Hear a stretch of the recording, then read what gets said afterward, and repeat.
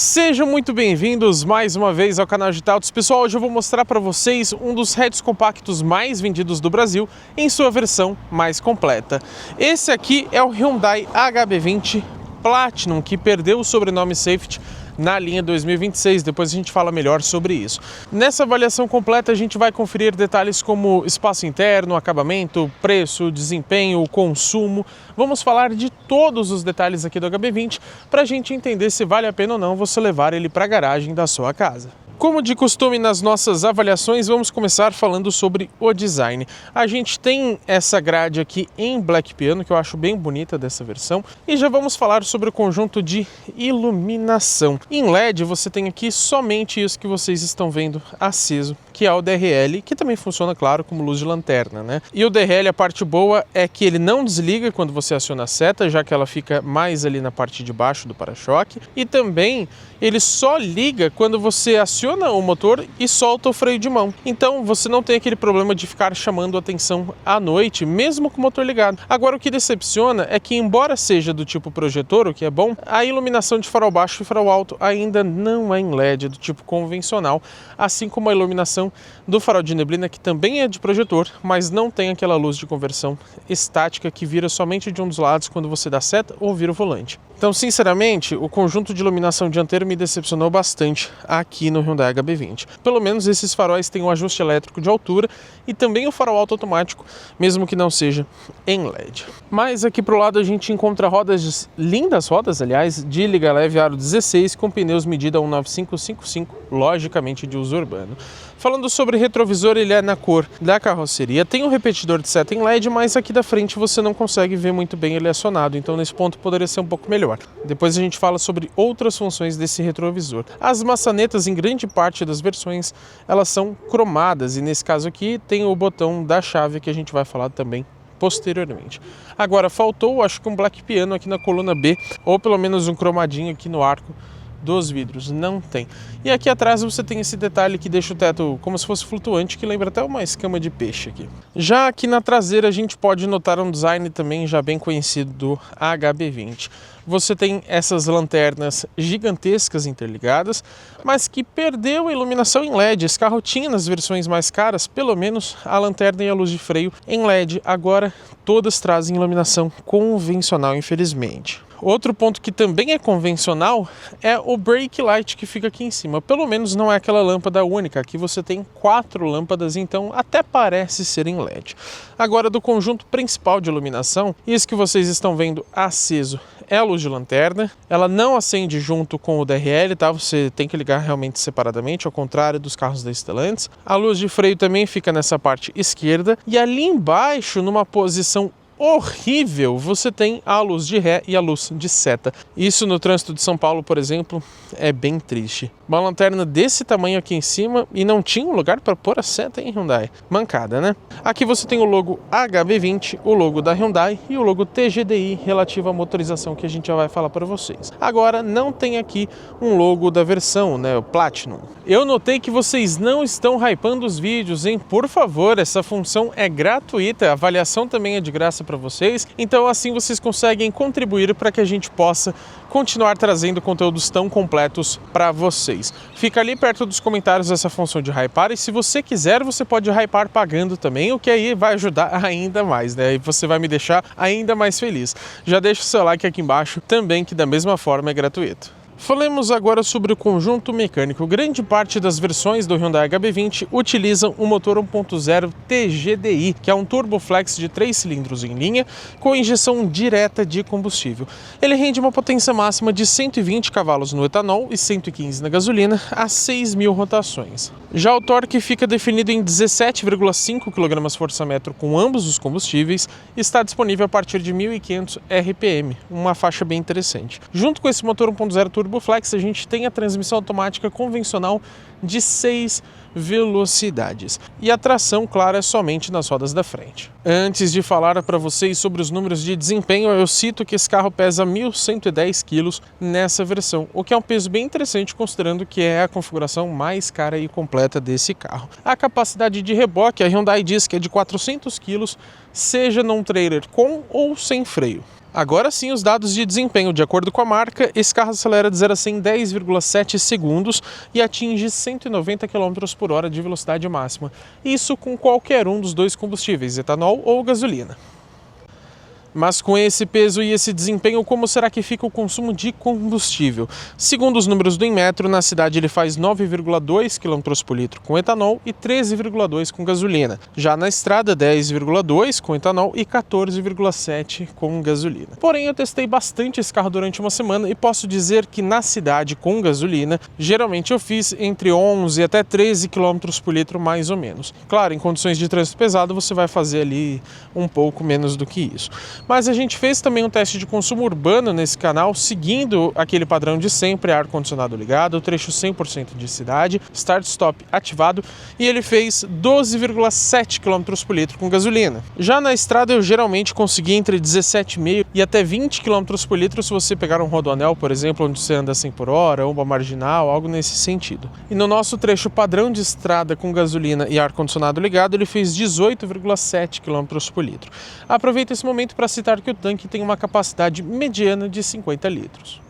Também aproveito essa parte um pouco mais técnica para dizer que a suspensão dianteira é independente do tipo McPherson e na traseira é o convencional eixo de torção, o que está ok para esse segmento.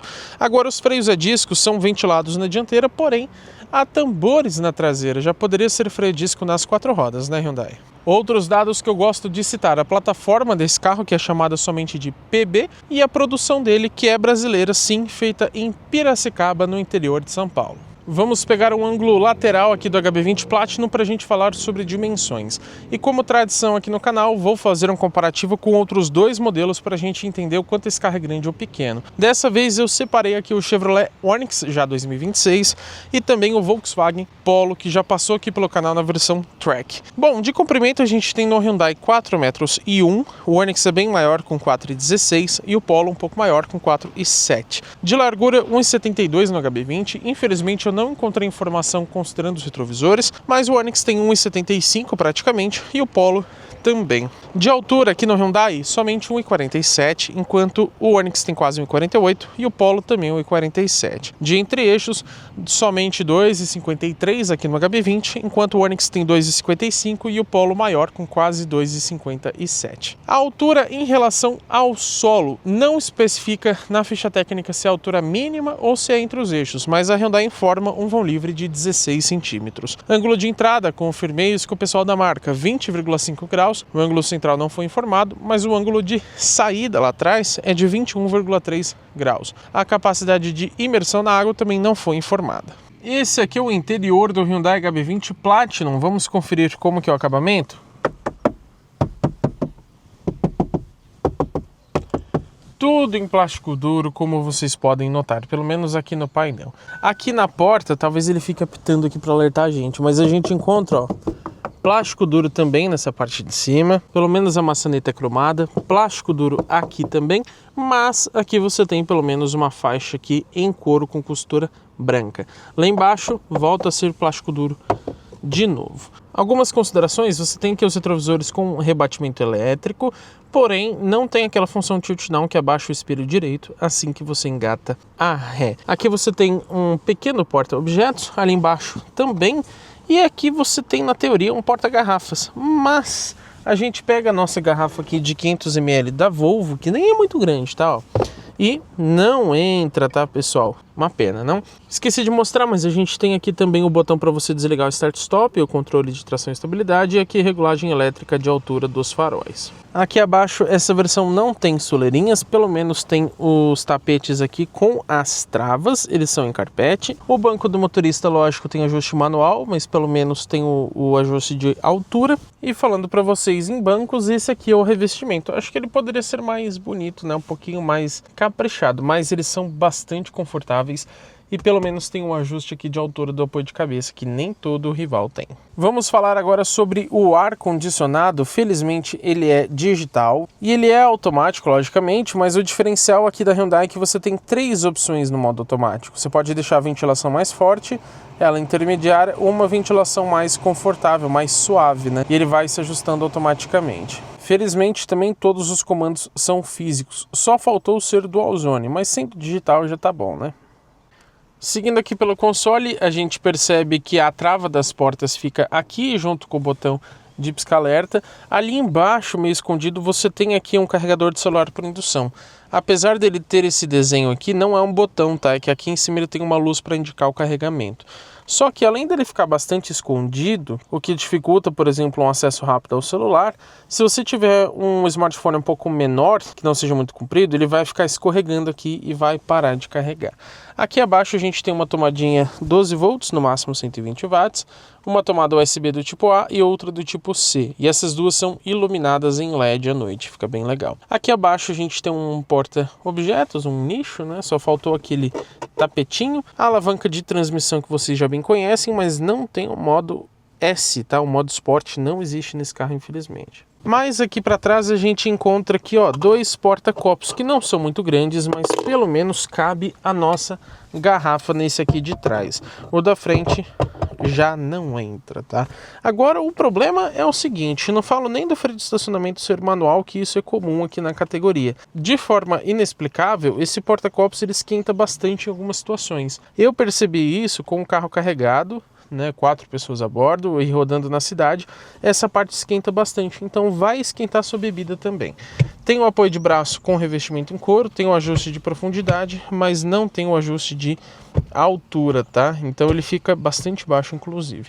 O que você pode é abrir aqui o compartimento, onde você tem um espaço para guardar alguma coisa. Tem inclusive uma espécie de tapetinho ali de carpete na parte de baixo para evitar barulhos. Vamos falar sobre o porta-luvas. Despenca bastante, né? Pelo menos tem uma iluminação, embora não seja em LED, mas o espaço aqui eu achei pequeno. Aqui na parte de cima a gente percebe que o revestimento da HB20 é nesse tom mais claro. Faltou um porta-óculos ou uma alça de mão aqui para o motorista, mas você tem uma alça de mão aqui para o passageiro que volta suavemente, inclusive. Tem também, tanto para o passageiro quanto para o motorista, o ajuste de altura dos cintos de segurança. Aqui no centro você encontra o retrovisor, que não é eletrocrômico, infelizmente. Esses botões aqui são do sistema de conectividade inteligente BlueLink, agora focou. Depois eu falo melhor sobre esse recurso.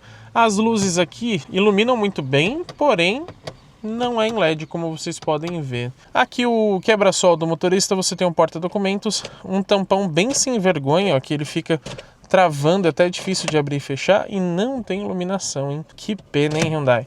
Aqui para o passageiro, ó, você não tem nem o tampão e nem o porta-documentos, só o espelho. Agora, o legal que eu esqueci de falar é que essas luzes internas, elas acendem sozinhas quando você desliga a ignição. Claro, se estiver na posição aqui de automático, né? Vamos falar agora sobre o volante multifuncional. Ele tem um ajuste de altura e profundidade nessa versão, embora não tenha em todas elas. Tem também o revestimento em couro e nessa versão você ganha também os pedal shifts para trocas de marcha, mesmo não tendo um modo esporte. Desse lado esquerdo você passa volume aqui para passar as faixas, só que é invertido, tá? Para baixo você passa para a próxima música e para cima você volta. Comando de voz para trocar a fonte de áudio e aqui embaixo você tem um botão para atender ou encerrar chamadas e aqui um botão configurável pela central multimídia. Então você vem aqui em ajustes, você tem aqui em botão, ó, o botão personalizado do áudio, que seria esse aqui embaixo, ó, eu deixei, por exemplo, para a câmera de ré, mas você tem o botão aqui do volante também, onde você pode colocar para ele ativar o modo de privacidade, o memo de voz, que essa central tem, depois eu falo disso, o modo silencioso ou deixar sem nada. E tem esse botão mode aqui do volante também, que você pode selecionar entre quais mídias ele vai trocar. Eu tirei, por exemplo, o FM e o AM, que eu não uso. E desse lado direito você tem o centralizador de faixa, inclusive, mesmo não tendo ACC, a gente mostrou isso no nosso vídeo de assistência de condução, e você tem o piloto automático convencional, inclusive com o limitador de velocidade, se você segurar esse botão.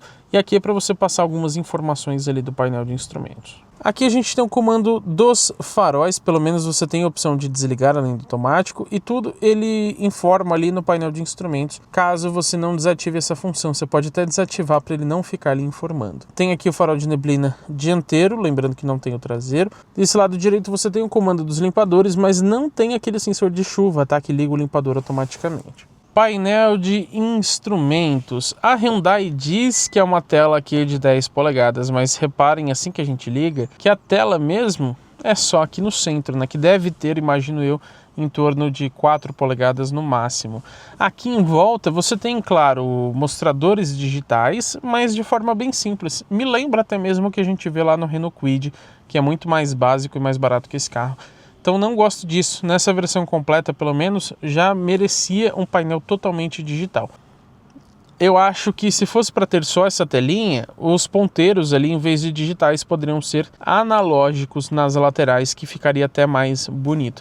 Esse conta-giros aqui só por números, eu não gosto, sinceramente. Pelo botão no volante, então, a gente troca as páginas. A primeira é essa aqui das assistências à condução, mostra, por exemplo, a permanência em faixa. Segurando, você entra nas configurações. Pro lado, você encontra os trips. Você tem aqui primeiro a informação do trajeto. Esse aqui reseta sozinho quando você desliga o carro e abre a porta, mas você pode também, caso esteja acumulado, resetar segurando o OK aqui no volante. Para baixo você tem o desde abastecimento, que ele reseta sozinho quando você põe, se não me engano, mais de 6 litros no carro, porém você pode resetar também manualmente. E o de baixo também, a informação acumulada, você pode resetar manualmente. Agora, embora o tempo ali não fique contando quando o motor está desligado, que é um ponto bastante positivo, esse carro não mostra a velocidade média do trajeto.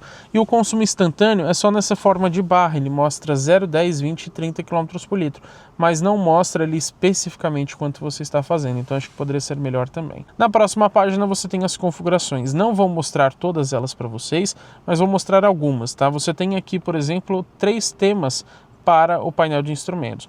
Quando você liga o motor, vou até mostrar para vocês, ó, esse desenho aqui na lateral ele fica mais forte. E quando desliga o motor através do sistema Start-Stop, ele também enfraquece. Vocês podem ver que você tem o azulzinho, que é o tema A, o tema B é vermelho e o tema C é um quase verde. Aqui você tira aqueles avisos que eu falei para você, né? Toda vez que você trocar o modo de luz, por exemplo, aviso de gelo na pista, e você tem o som de boas-vindas. Então quando você desliga o painel, ó, você tem esse som bem legal da Hyundai que você pode desativar caso você não goste. Quando a gente vem aqui em luzes, você, claro, regula a iluminação aqui do painel de instrumentos e você regula até mesmo a seta, naquela função de você dar só um toquinho, se ela vai piscar 7, 5, 3 vezes ou então desligar essa função. Tem aqui também o temporizador dos faróis, para que eles fiquem ligados depois que você desliga o carro, porém o tempo não é ajustável. Não lembro quanto tempo ele fica, mas chuto eu que seja uns 20 segundos no máximo. Tem aqui também a assistência do farol automático. Em porta, você pode colocar para ele travar, por exemplo, automaticamente assim que você tira o câmbio do P. Aqui é para ele travar automaticamente quando alcança a velocidade, ou você desliga a trava automática. Tem também o destravamento automático, então, por exemplo, parou o carro, colocou no P, ele já destrava, ou quando você desliga o veículo, ou desligar. Conveniências, a gente tem também o alerta de ocupação do assento traseiro, a gente falou isso no vídeo de assistências, o intervalo de manutenção, também a saudação dos retrovisores, então você seleciona, por exemplo, que ele vai abrir automaticamente quando você destrava a porta ou quando o motorista se aproxima com a chave. E aqui o limpador traseiro automático em marcha ré, se o da frente estiver ligado, o traseiro também vai ligar quando você dá ré. Basicamente é isso, mas você pode trocar também aqui as unidades de consumo, de pressão dos pneus e etc. A última página é justamente da pressão dos pneus, que mostra individualmente quanto tem de pressão em cada um dos pneus, porém só funciona depois de você andar um pouco com o carro para que ele possa detectar. Quase que eu esqueço de citar, mas quando troca a música ali do Android Auto ou da mídia que você estiver escutando, aparece uma notificação aqui também na parte de cima do painel. Só que ele não mostra o nome completo da música. Como o painel ali é estreito, ele só mostra o comecinho. Agora, uma coisa que faltou, na minha opinião, é mostrar qual a marcha que está engatada. Ele só mostra a posição do câmbio, mas não mostra se é a primeira, segunda, terceira, quarta, quinta ou sexta marcha. Me desculpem pelos cachorros latindo, pessoal, mas eu voltei aqui pro lado de fora do Hyundai HB20 para a gente falar sobre a chave presencial. Ela tem esse tom em marrom, destoa do restante do carro, mas fica bonito. Você tem aqui trancamento e abertura das portas, também a abertura elétrica do porta-malas, só o destravamento, né? E também a partida remota do motor que mantém ele ligado por 10 minutos. Primeiro, você tem esse botão presencial aqui, tanto para abrir quanto para fechar, que você tem que clicar, porém só do lado do motorista. A parte boa é que quando você clica aqui, ó, ele já fecha automaticamente todos os vidros e rebate os retrovisores. Isso até o final, não precisa ficar segurando. E você tem, como eu disse, aquela opção de deixar que o retrovisor abra automaticamente quando você se aproxima do carro com a chave. Só que eu acho um pouco irritante. Agora, se a gente pegar a chave e segurar o botão de abertura, olha o que acontece, ó. Claro, o carro tem que estar trancado, né? Mas ele abre os vidros, porém, nesse caso aí você tem que segurar até o final, senão eles vão parar pela metade. Falando agora para vocês sobre a lista de equipamentos. De série, esse carro tem faróis com projetores, DRL em LED, o farol automático e também regulagem elétrica de altura, rodas de liga leve aro 16, painel parcialmente digital, a Hyundai Dister 10 polegadas, mas a tela em si é menor. Tem também revestimento interno em couro, controles de tração e estabilidade, volante multifuncional em couro com ajuste de altura e profundidade, 6 airbags, então são 2 frontais, 2 laterais, mais os 2 ali de cortina, assistente de partida em rampas, frenagem automática de emergência com detecção de pedestres e ciclistas, sensores de ponto cego com alerta de tráfego cruzado traseiro e frenagem automática, sistema de permanência em faixa com correção e centralização automática, sensor de fadiga, alerta de abertura de porta, alerta de objetos esquecidos no banco traseiro, sensor de pressão dos pneus, câmera de ré, ar-condicionado digital com 3 níveis automáticos, chave presencial com partida remota, piloto automático convencional como limitador de velocidade, pedal shifts no volante para as trocas de marcha manuais, retrovisores com repetidores de seta em LED e rebatimento elétrico, banco do motorista com ajuste manual de altura, sensores de estacionamento traseiros, sistema start-stop que desliga o motor em paradas rápidas, sensor crepuscular e também o carregador de celular por indução. Lógico que além de tudo você tem aqui essa central multimídia chamada de Blue Media, que tem uma tela de 8 polegadas. Ela possui, felizmente, a conexão sem fio para Android Auto e Apple CarPlay. Tem também o sistema de conectividade inteligente BlueLink, que você consegue fazer várias operações remotas pelo seu smartphone. E tem 3 entradas USB, sendo 2 delas do tipo C, uma aqui na frente, uma lá atrás. E tem essa central 4 alto-falantes. Falta os tweeters, né? Uma pena que não tenha. A qualidade do som, inclusive, eu posso considerar como mediana. Não é ruim, não. Agora o que eu gosto, como eu falei, que você pode colocar aqui, por exemplo, um atalho para você acessar a câmera de ré. Se tiver no parking não funciona, tá? Mas no D, por exemplo, ou até mesmo aqui no N, ó, você consegue acessar por aqui. Você tem uma qualidade não muito boa, para ser sincero. Você tem as configurações também, onde você pode, por exemplo, deixar para aquele atraso, né, para ele desligar a câmera de ré, ou aqui ajustar o brilho e etc. Essa central multimídia também tem, por exemplo, quando você vem aqui, ó, em todos os menus, você encontra a opção de modo Valet para bloquear aqui a central para ninguém ficar mexendo, você configura uma senha. E tem também o memo de voz. Por aqui você pode salvar um áudio, então vamos supor que você lembrou de alguma coisa, teve uma ideia interessante enquanto está dirigindo, você aciona aqui o memo de voz e grava alguma coisa para você escutar depois. A central é simples, não acho ela ruim, mas tem uma tela pequena, né? 8 polegadas hoje em dia é pouca coisa.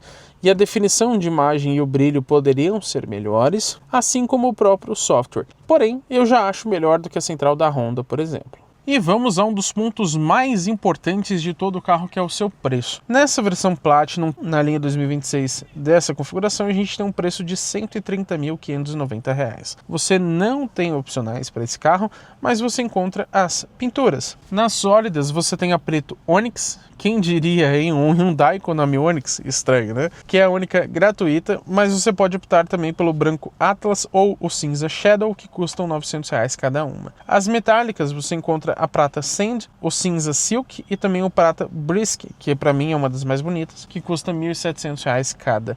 E nas perolizadas você tem somente essa azul Sapphire, que é essa que nós estamos testando, custando também R$ 1.700. Agora eu achei que falta um tom de vermelho e um azul até um pouco mais claro, porque esse aqui às vezes você acha até que é um preto. Agora, quando a gente fala sobre garantia e revisões, você tem aqui 5 anos de garantia sem limite de quilometragem, então ponto bastante positivo aqui do HB20. E as revisões são bem convencionais, acontecem a cada 10 mil quilômetros ou 12 meses, sendo aquilo que ocorrer primeiro. Já aqui dos bancos traseiros, primeiro a gente tem essa visão mais ampla do interior. O revestimento dos bancos continua idêntico, apesar dele ser microperfurado, nem aqui atrás nem lá na frente ele tem aquecimento ou resfriamento, infelizmente. Também falta aqui um apoio de braço traseiro. Pelo menos você tem aqui uma alça de mão com um porta-cabides, aqui do outro lado também, só que sem o porta-cabides. Tem um porta-revistas, né? Mas não tem ali do lado do motorista. Também falta aqui as saídas de ar, você encontra somente uma entradinha USB do tipo C. Acabamento de porta, praticamente todo em plástico duro, mas tem essa região aqui em couro que muitos carros não têm. Então o acabamento em geral do HB20 a gente pode dizer que é mediano. Tem um nicho aqui que serve como porta-objetos e ali embaixo também um porta-garrafas, mas ainda assim bastante apertado, e também uma espécie de porta-objetos. Aqui em cima a gente encontra uma iluminação independente aqui para os bancos traseiros, o que é bem interessante. Agora, falando sobre espaço interno, eu lembro vocês que eu tenho um pouco mais de 1,92 de altura, o banco do motorista está regulado confortavelmente para eu dirigir e o espaço que sobra aqui atrás é esse. Confesso que eu consigo ficar, digamos que um pouquinho mais apertado ali na frente, então liberar mais espaço aqui atrás. Mas eu sempre coloco o banco de forma confortável. Esse banco do passageiro, por exemplo, está mais para frente e eu consigo me acomodar aqui. Ainda pego, se eu ficar com as pernas retas, ainda pego um pouco no banco da frente, mas não está muito desconfortável não. Então o espaço interno do HB20 eu vou dizer que é mediano, mas é até melhor do que alguns rivais. O espaço para a cabeça, a mesma coisa. Por ser um hatch compacto, não é péssimo, mas ó, se eu ficar sentado de forma mais ereta, eu estou aqui empurrando o teto. Se eu sentar um pouquinho mais relaxado, ó, meu cabelo pega, mas aí não fica extremamente incômodo. Então poderia sim ser melhor, mas está na média da categoria. Vamos falar agora de porta-malas. A gente tem a abertura aqui, claro, o destravamento, né, do tipo elétrico. E já falando sobre espaço para vocês, a gente encontra aqui 300 litros naquela medição VDA que é com bloquinhos. Para o efeito de comparação, o Volkswagen Polo tem também os 300 litros em VDA e o Onix é um pouco menor com 275 litros, mas também em VDA. Agora aos detalhes, a gente tem uma iluminação aqui do lado esquerdo, embora ela não seja em LED, infelizmente. Os bancos traseiros não são bipartidos e as ferramentas elas ficam soltas aqui no porta-malas. Só tem um velcro aqui para que grude no piso, mas o piso, ó, ele é molenga, né? Como vocês podem notar. Inclusive aqui embaixo a gente tem um step do tipo temporário e a medida aqui é 125/80 aro 15. E a Hyundai poderia ter caprichado um pouco mais aqui. Você não encontra ganchinhos, não tem tomada 12 volts, nada disso. Pelo menos mantiveram a iluminação. O fechamento da tampa, obviamente, aqui também é do tipo manual. Começando aqui então o nosso test drive com o Hyundai HB20 nessa versão Platinum. E o acerto de direção eu acho muito bem ajustado aqui no caso do HB20. Porque na cidade você tem uma direção leve, mas ela não é bamba, ó. Também não se torna muito pesada. Você não vai ter um volante tão leve, por exemplo, quanto em um Citroën. Só que lá eles acabam, dependendo do seu tipo de gosto, sendo leves até demais. Então eu acho esse aqui melhor ajustado entre um meio termo. Quem nos acompanha sabe bem que agora é o momento da gente testar a dinâmica do carro. Então vamos descer mais rápido aqui nesse zigue-zague padrão aqui do canal para conferir então o comportamento de suspensão. Vamos ver, ó. Ó, a gente pode dizer o seguinte: não é assim uma dinâmica muito interessante, não surpreende, mas é um carrinho bom de dinâmica, tá? Você poderia ter uma direção aqui ligeiramente mais direta, embora ela já seja, tá? E é que esse carro não tem pretensões esportivas, então por isso dá pra dizer que a dinâmica ela é mediana, até um pouquinho mais para positiva dentro dessa categoria. Vou passar aqui, ó, passei a 7 ou 8 km por hora na valeta. Essa valeta é bem profunda, tá? E ele não raspou, porque dificilmente você vai raspar esse carro, somente em condições muito específicas, porque ele tem uma boa altura em relação ao solo, junto com bons ângulos de entrada e saída. Agora, quando a gente fala de isolamento acústico, sinceramente eu não acho muito bom, mas tá parecido ali com os carros da categoria, então também vou classificar como mediano. Agora, esse barulho que vocês ouviram do é do sensor de ponto cego. Muito bom esse carro ter esse recurso. Não são todos os carros da categoria que possuem isso, mesmo na versão mais cara. Porém, por outro lado, você não consegue desligar esse alerta. Então, quando você tem um carro no seu ponto cego e você dá seta, ou então você se aproxima ali da faixa onde esse carro foi detectado, ele vai dar esse alerta sonoro. Então fica te incomodando enquanto você dirige.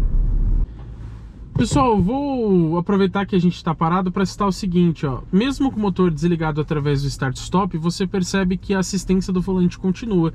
É a primeira vez que eu vejo isso, para ser sincero, exceto ali nos carros híbridos e elétricos, obviamente, né? Geralmente, nos carros com start-stop, assim que você vira o volante, ele liga de novo a motorização para que você não perca a assistência. Ou seja, aqui ela não fica dura, né? Como se você tivesse de fato desligado o motor. Também é legal que assim que o motor desliga, você percebe o painel meio que apagando. Quer ver? Vamos mostrar aqui para vocês, ó. Vou parar o carro, start-stop desligou o motor, aí aquelas luzes ali interativas nas laterais, elas ficam muito mais fracas e é mais fácil de você visualizar dessa forma que o motor está desligado ou ligado. Vamos aqui para o nosso teste de desempenho. Eu já desliguei os controles de tração e estabilidade, mas o ar-condicionado está ligado para manter uma condição mais usual aqui do dia a dia. Eu vou até desligar o start-stop para ele não ter aquela demora ali na hora de ligar o motor. Infelizmente esse carro não tem um modo esporte, nem mesmo da transmissão, então não tem muito que a gente faça. Mas vamos fazer uma saída aqui um pouco mais forte, ó. Vamos lá, saindo. Ó, a gente pode dizer que a saída até que é boa, viu? Para um carro dessa categoria. 80, 90... 100, 110 e 120. Posso dizer para vocês que o desempenho ele não é surpreendente, mas para essa categoria eu achei bem bom. Por razão dos números, eu sinceramente achava que nem seria tão interessante o desempenho. Eu imaginei que, principalmente por estarmos aqui com gasolina, onde você tem menos potência, e também com o ar-condicionado ligado, que rouba a potência da motorização, eu achei que ele seria até um pouco manco. Mas não, você tem um carro assim vigoroso no sentido de desempenho. Então provavelmente você não vai passar sufoco ao ultrapassar alguém, ao precisar fazer uma retomada ali mais repentina e etc. Agora, se tivesse um modo esporte, facilitaria, deixaria também essa retomada, né? Por exemplo, ó, vou dar um pé fundo aqui, ó. Vocês perceberam que ele demorou para reduzir uma marcha e tudo mais? Se tivesse o modo esporte, você poderia reduzir esse tempo de resposta, justamente porque você já prepara o carro para uma condução mais esportiva. O que você pode fazer é trocar as marchas de modo manual aqui pelo volante ou pela alavanca. Outra coisa que eu não gosto muito é em relação aqui a esse conta-giros, porque ele só mostra através de números. Você não tem ali, por exemplo, um ponteiro, que é mais fácil de visualizar, né? Aqui, você olha ele, por exemplo, rapidamente, aí você tem que raciocinar o que significa aquele número, né? Que são 1.100 rotações. Quando você tem o ponteiro, você nem precisa ver exatamente o número, mas você percebe que a rotação está muito alta ou está muito baixa, por exemplo. Sobre dirigir o Hyundai HB20, eu posso dizer que na verdade é bem gostoso. Eu andei bastante já com esse carro durante uma semana e eu sinceramente não cansei dele. Lógico, ele não é um carro de luxo, não é um esportivo, então não é aquele carro que vai te empolgar e falar: meu Deus, eu amo muito dirigir esse carro. Mas também não é aquele carro que você fala: nossa, não aguento mais dirigir esse carro.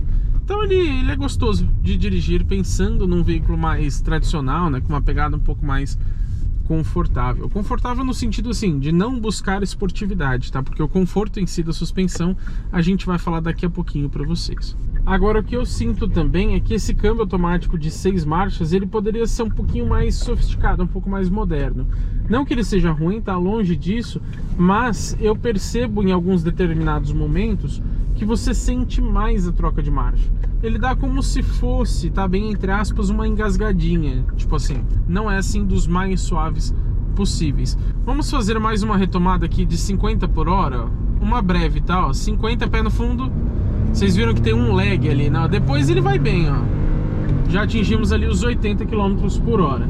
Então o desempenho é bem interessante. Falando agora sobre suspensão, vamos escutar aqui, ó. Não sei se vocês conseguem perceber através do vídeo, mas eu acho ela um pouco barulhenta. Se escuta bastante ela funcionando. E sinceramente, não que ela seja desconfortável, mas muito confortável também não é não. Em relação ao segmento, você tem outros carros mais macios, como por exemplo o Fiat Argo. E nesse ponto, ó, principalmente nesses desníveis mais altos ou mais profundos, tem um certo incômodo aqui dentro. Acabou a bateria da GoPro no momento bem inapropriado, mas como eu estava dizendo, você sente às vezes, por exemplo, ela um pouco mais seca nesses desníveis mais altos, e até mesmo ela dá um fim de curso com mais facilidade. Então ela chega ali no final do curso ali do amortecedor, né, da suspensão. Então sinceramente eu esperava que esse carro fosse um pouco mais macio e confortável, mas não que seja exatamente um ponto negativo, vou considerar como mediano. Mas qual que é a conclusão? Vale a pena ou não você levar para casa o Hyundai HB20 Platinum? Eu posso citar como pontos positivos, com certeza o consumo de combustível, que até me surpreendeu, a lista de equipamentos, deve alguns itens sim, mas em geral é um carro bastante completo. A segurança, sem sombra de dúvidas, junto com as assistências à condução, que é um ponto muito forte aqui do HB20, e posso citar também o prazer ao dirigir, já que ele é bem gostoso nesse sentido. Pontos medianos, eu cito para vocês o isolamento acústico, que não é péssimo, mas também não é dos melhores. O conforto e o desempenho eu posso também citar como um ponto positivo, já que eu até esperava menos dentro dessa categoria. Não que surpreenda, mas é um ponto positivo. Pontos medianos, eu cito para vocês o isolamento acústico, que não é péssimo, mas também não é dos melhores. O conforto, que poderia ser melhor. Ainda nos medianos eu cito o acabamento, o espaço interno da mesma forma, o painel de instrumentos, central multimídia também, poderia ter um software um pouco mais moderno e uma tela maior. O sistema de som da mesma forma, né, a qualidade sonora no caso, e a dinâmica do carro também cito como um ponto mediano, até um pouquinho mais para bom do que para ruim.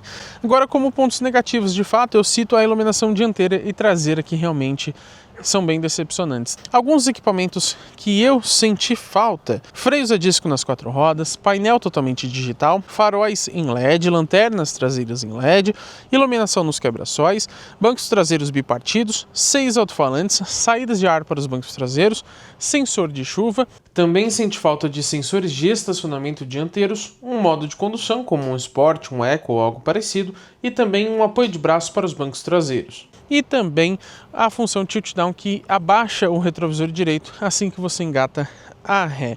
Se vocês quiserem, dá até para considerar a lista de equipamentos como um ponto mediano, mas eu acho que ela está um pouco mais para positiva do que para negativa. Agora, para a gente entender o posicionamento aqui do HB20 Platinum, a gente precisa compará-lo com seus concorrentes. E a gente pode citar, por exemplo, o Fiat Argo Tracking 1.3 CVT, que já passou aqui pelo canal, que custa, com o opcional top, para ele ficar um pouco mais completo, R$111 mil. Há também o Peugeot 208 GT 1.0 Turbo, também já passou aqui pelo canal, hoje custa R$125 mil. O Chevrolet Onix RS 1.0 Turbo por R$130 mil. O Volkswagen Polo Highline 1.0 Turbo automático por quase 132. E o Honda City Hatch na configuração EX 1.5 CVT por R$133 mil.